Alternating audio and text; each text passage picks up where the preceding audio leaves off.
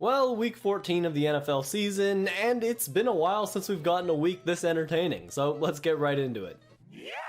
And to set the tone off for the week, Baker Mayfield pulled off an impossible miracle in Los Angeles. After just joining the Rams and only knowing the Rams playbook for about 48 hours, he started off the game slowly after replacing John Wolford after one drive, but eventually got cooking. He also got cooking at the exact same time that the Raiders offense decided to do its annual complete shutdown in the second half and guided the Rams to a comeback. And because it is the Raiders, somehow every single play went as wrong as it could have for Las Vegas, and Baker Mayfield, off the back of a horrible penalty by Jerry Tillery and an incredible catch, got a game-winning touchdown. A meaningless game for the Rams, but a game that all but puts a dagger in the Raiders' playoff hopes. All in all, just an average loss for the Raiders. It's an offensive tackle, Penei Sewell. Now, this game was supposed to have the highest point spread of the entire week, and although it did come close to that, the Vikings were not the reason for it. The Lions looked like the more complete offense throughout the entire game, as it took Kirk Cousins a while to really get into a groove, and meanwhile the Lions took advantage of that. The run game was all but non-existent in this game, both teams having some of the worst pass defenses in the entire league, with bomb after bomb for touchdowns going back and forth throughout the entire time. Justin Jefferson was doing whatever he wanted whenever he wanted, meanwhile Jared Goff, of course, was doing the exact same, and in the end it was enough for the Lions to pull away.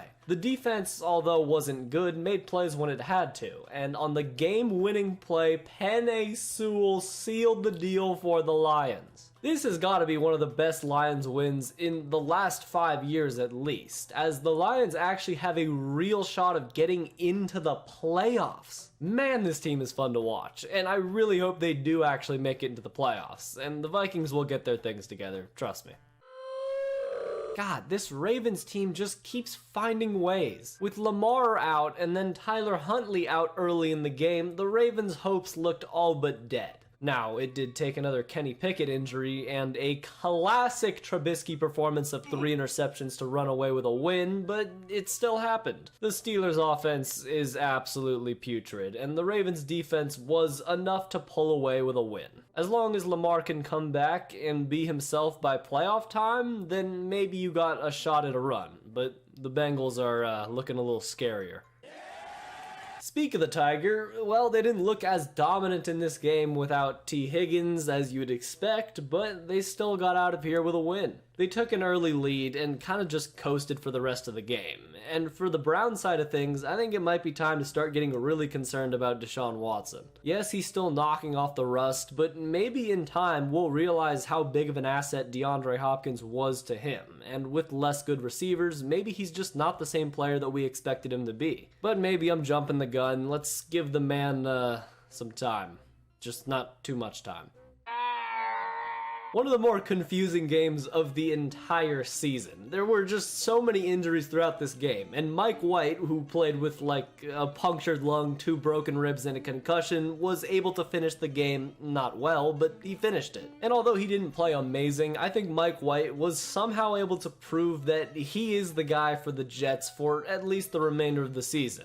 And after Flacco played for a singular drive, it showed that Zach Wilson's time with this team is probably just finished. Regardless, it still wasn't enough to beat the Bills, as guys like Matt Milano and Jordan Poyer were everywhere for the defense, and in a sloppy weather game, Josh Allen's running ability was just too much to overcome for the Jets. But don't worry, Jets, because as long as you can make the playoffs, this season is considered a success.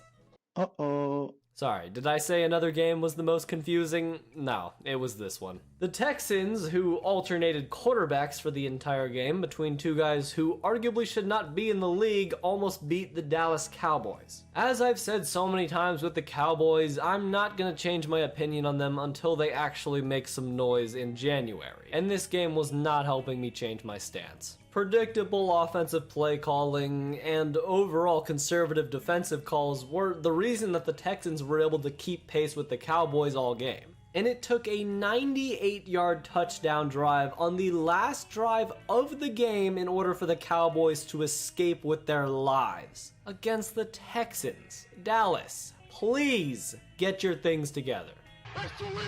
The Philadelphia Eagles are good at football. Until further notice, the Eagles are, I guess, still by record the best team in the league and have a chance at being the best team in the league by personnel standards. The scariest thing about this Eagles team is definitely their O-line. That O-line is just dominant, and it will translate easily into playoff football. A team you do not want to run into anytime soon, because they will straight up run you over.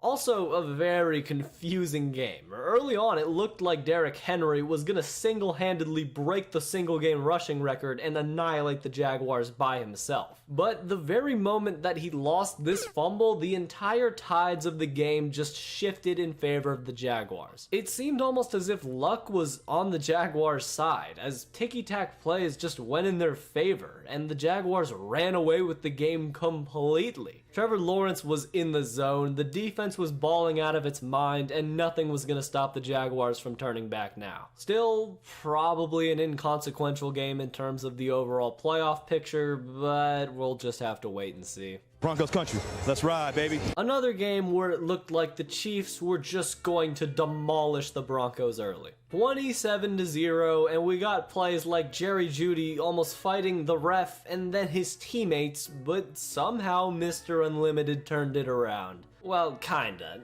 Anyways, they scored a few touchdowns and got the game interesting, but just too many magical Mahomes plays early were too much to dig themselves out of. I don't know what else to say. The Chiefs are still incredible, and the Broncos defense is still incredible. There better be a mass overhaul in the offseason, Denver, or else your franchise is doomed for the next 5 years at least. Holy Jesus. You'd think that the Seahawks, a team on the brink of the playoffs, would fight with more urgency, but that just wasn't the case today. I get it, this team was injured to hell and back in the running back room, but Geno Smith did not come out looking great at all. Jets' Geno Smith was in full form early, and the Panthers just took an early lead and never let go. It was too little too late when Geno started throwing touchdowns to bring him back in, and after Deontay Foreman had carried the ball over 20 times, too much clock was burned in too little time. Especially against the Panthers, I expected Geno to throw this ball like at least 45 times, but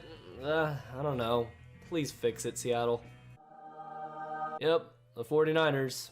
That's what they do. Whoever is Kyle Shanahan's quarterback is just going to be forced into that game manager role, and that's what Brock Purdy did today to perfection. It's like I was watching Jimmy Garoppolo with a little bit more legs. He was making plays that were just good enough, and yeah, most of his throws were a little bit under, but as the score shows, it just wasn't even close ever. This game could have been, I guess, a little bit closer if penalties didn't just kill the Bucs in the first half and Tom made wide open throws, but that wasn't the case. I'm telling you, this 49ers team could really win the Super Bowl. Hey, yo, what the Well, this game between two of the most, I guess, innovative and young coaches in the NFL did not disappoint. Also, for all the people who've been saying that Tua is a better quarterback than Justin Herbert, I hope that this game puts a final answer to that debate. But the Chargers just honestly managed the game script perfectly, calling the right plays at the right time, leading to a relatively easy win in the end. Even without Derwin James, arguably their best player on the team, they were still able to completely stifle Tua and the Dolphins offense. Chargers got a good shot at the playoffs, and now the Miami Dolphins are in some serious